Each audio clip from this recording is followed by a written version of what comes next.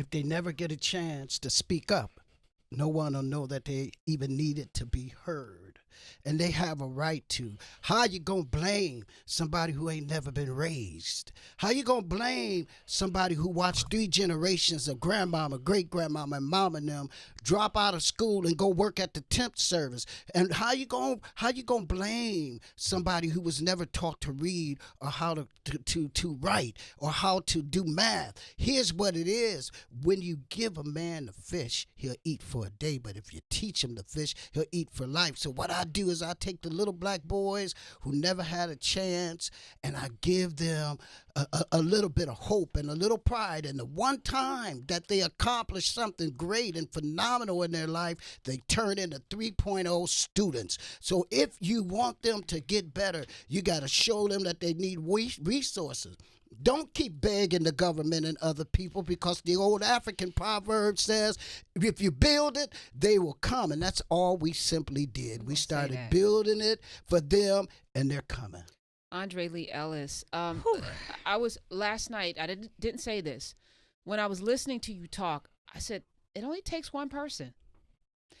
Again, we spend a lot of time, like you just said, begging people to do things. There's somebody listening right now in a community right now that needs you to step up to do something. No one asked Andre Lee Ellis to do what he did. He saw a need and he met it, much like many of us in our communities when we just step up because no one else is there to do it. And we always expect someone else to do it. Maybe that someone else is you.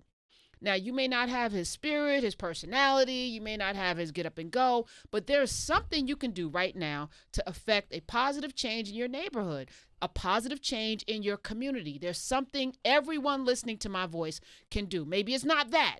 And you didn't know how to garden, Mr. Ellis. I didn't want to.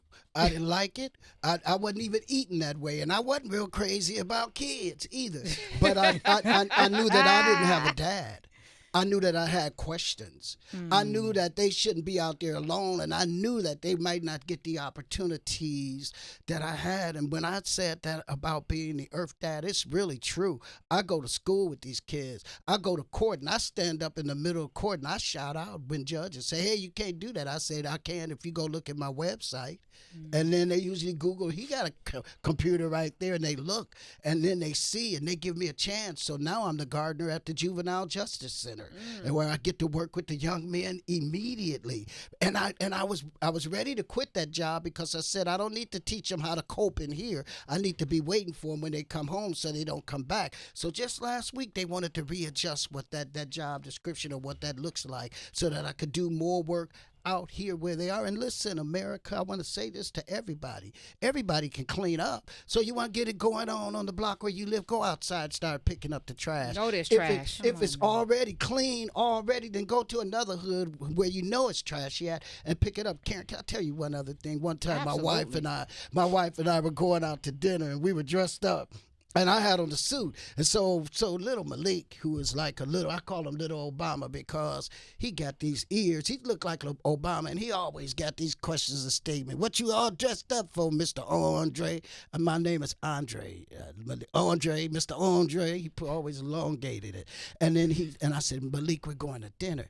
In a suit? Who get dressed up to go to dinner in a suit? I said, you can.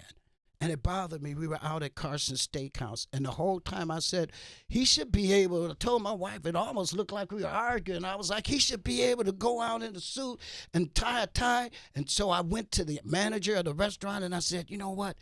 Who owns the restaurant? Get him on the phone. We need to shut this restaurant down one Saturday. How many people can fit? They said 100.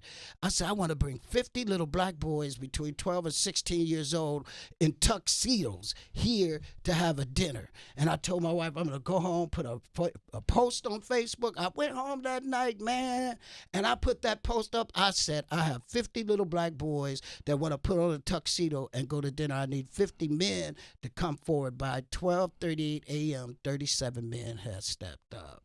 And within 2 weeks, we had all of the 50 done. We went and did the dinner. It was phenomenal. And now it's grown so big that it's become the 500 Black Tuxedo event. We've done it. This is going to be our 5th year we're doing it.